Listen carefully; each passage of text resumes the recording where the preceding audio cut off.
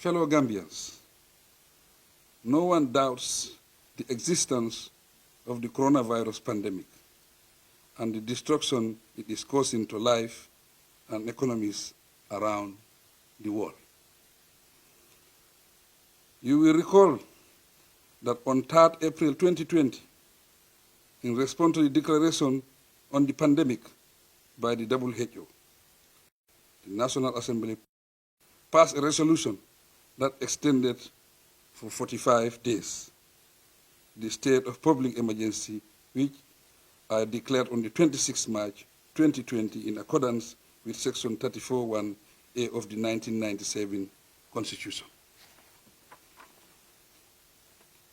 At the time,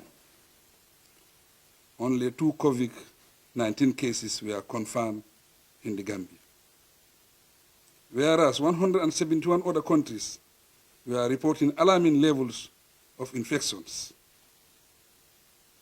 As at the date of my declaration, according to the WHO, the virus had killed 20,834 people globally.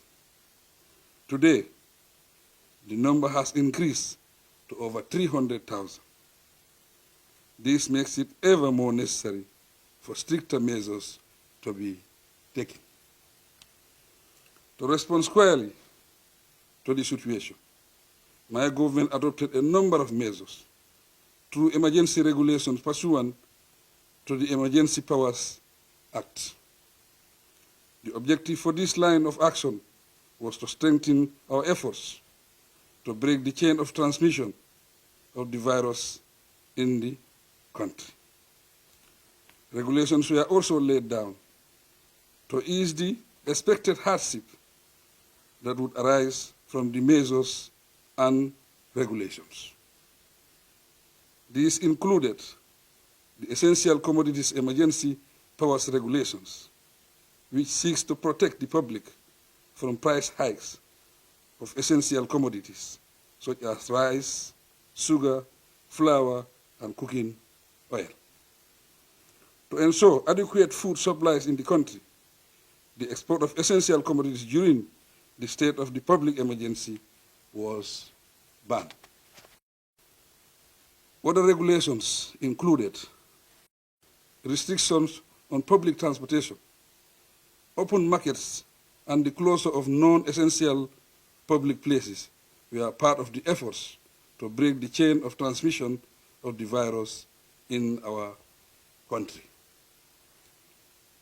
The government is very much aware that strict measures imposed during the state of the public emergency would affect lives in many ways.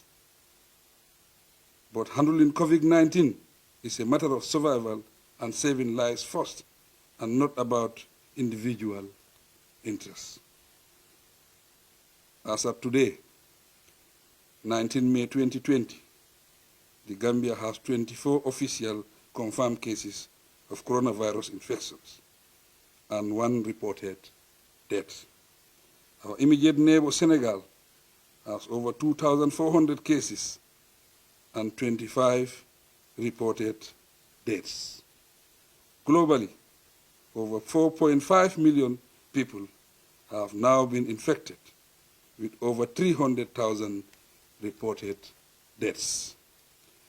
Based on their professional opinion, our health experts have predicted that if the right measures are not taken to successfully break the chain of transmission in the country, over 180,000 people will be infected in the Gambia. This will result in an estimated death toll of over 9,000 people. Guided by these alarming figures and the fact that the state of public emergency extended by the National Assembly expired yesterday, 18 May 2020, my government requested the National Assembly on the 16 May 2020 to extend their resolution by an order 45 days. The objective for this is to maintain, if not redouble, our efforts to combat COVID-19, which continues to pose a clear danger to our small country. Unfortunately, on the day the government's request for an extension was tabled, the National Assembly resolution failed to carry the votes required to extend the state of public emergency. 23 members of the National Assembly voted in favor of extension, while 25 members voted against it.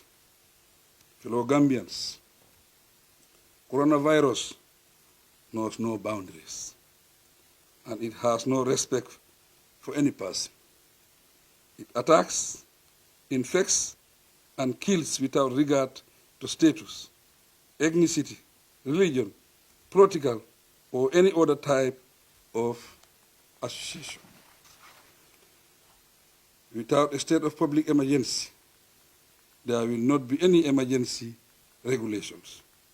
Without the emergency regulations, we cannot effectively fight against this deadly virus that threatens our lives and livelihoods. This is the time that we must all come together as a nation and put the interests of the country first and high above politics. This is about all of us as a people, bound by a common destiny. It is a period to show our political maturity as a democratic society capable of putting all narrow interests aside for the national interests. Fellow Gambians, the 1997 Constitution has empowered the National Assembly and provided it with the responsibility under these circumstances to support government's efforts to combat Covid-19 under Section 34(5) of the Constitution. We regret, however, our August Assembly has failed to act on its powers. As a result, my government and I owe it to the people of this country to protect them from this grave danger. It is my duty to act, and it amounts to a deadly abdication of responsibility if I fail to take the right action in the face of an obvious threat to the lives of our people. In light of this, I have evoked the powers conferred on me by Section 34(6) of the 1997 Constitution to further declare by proclamation published in the Gazette effective today, 19 May 2020, that a state of public emergency continues to exist in the whole of the Gambia. Since the National Assembly is no longer in session, the state of public emergency shall last for 21 days in accordance with Section 34(2) of the Constitution.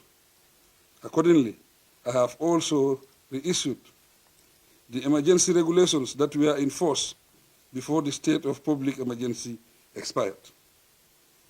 They include the regulations declared on the 26th March 2020 and extended by the National Assembly on the 3rd of April 2020. These reissued emergency regulations shall also continue to be enforced in line with the proclamation that I have made today. I call on the general public to appreciate that this is in the best interest of the whole nation, and I pray that Almighty God continues to bless and strengthen us as a united people. I thank you for your kind attention.